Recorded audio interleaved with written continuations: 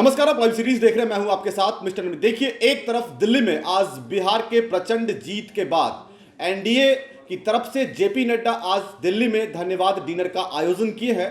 वहीं महागठबंधन की करारी हार के बाद तेजस्वी यादव पटना में समीक्षा बैठक बुलाए हैं। ये दो तरफ का खेल चल रहा है। एक तरफ एनडीए जहां जीत की जश्न मना रही है, वहीं दूसरी तरफ आरजेडी अभी भी अपनी समीक्षा बैठक में ही लगी हुई है। क्योंकि आपको पता है कि जिस तरीके से बिहार विधानसभा का चुनाव संपन्न हुआ, चुनाव के बाद फुल मैंडेट के साथ एनडीए की गवर्नमेंट बनी, मंत्रिमंडल का गठन भी हो चुका है, तमाम मंत्री अपना पदभार भी ग्रहण कर चुके हैं।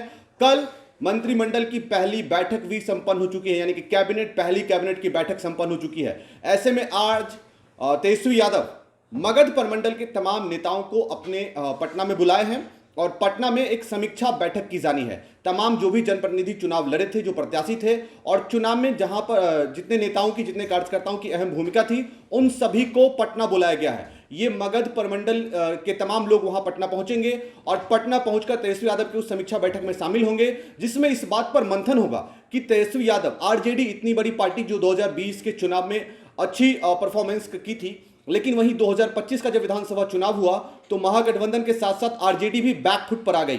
आपको बता दें कि मगध में टोटल 49 सीटें हैं, यानी कि कुल 8 जिले की 49 सीटें मगध प्रमंडल के अंदर आती है, यानी कि मगध जोन के अंदर आती है। उसमें से 42 सीटें एनडीए के खाते में गई थी। सिर्फ और सिर्फ 7 सीटें ऐसी थी जिस पर महागठबंधन अपना कब्जा जमा पाया। ऐसे में तेजस्वी यादव अब हार की समीक्षा करने के लिए मगध प्रमंडल के, यानी मगध क्षेत्र के तमाम नेताओं को बुलाए हैं, तमाम प्रत्याशी को बुलाए हैं, जो हारे हैं उनको भी, जो जीते हैं उनको भी, साथ साथ पूरे डॉक्यूमेंट्स के साथ बुलाए हैं, पूरे कागजात के साथ बुलाए हैं। जो भी कागजात चुनाव में उपयोग किए गए थे, उन सभी डेटा के साथ तमाम प्रत्याशियों को पटना बुलाया गया है। आज तेजस्वी यादव हार की समीक्षा करने वाले हैं। वहीं एनडीए अपना जीत का जश्न दिल्ली में मना रही है। दिल्ली में जेपी नड्डा एक भव्य डिनर पार्टी का आयोजन किए हैं और तमाम उन कार्यकर्ताओं को आज पार्टी देंगे, क्योंकि बीजेपी में एक परंपरा चली आ रही है कि जब जब बीजेपी को स्टेट का इलेक्शन जीतती है, जब जब बीजेपी का किसी राज्य में सरकार बनती है, उसके बाद बीजेपी दिल्ली में एक बड़ी पार्टी का आयोजन करती है, बड़ा धन्यवाद डिनर का आयोजन किया जाता है। ऐसे में आज जेपी नड्डा ने दिल्ली में बड़ा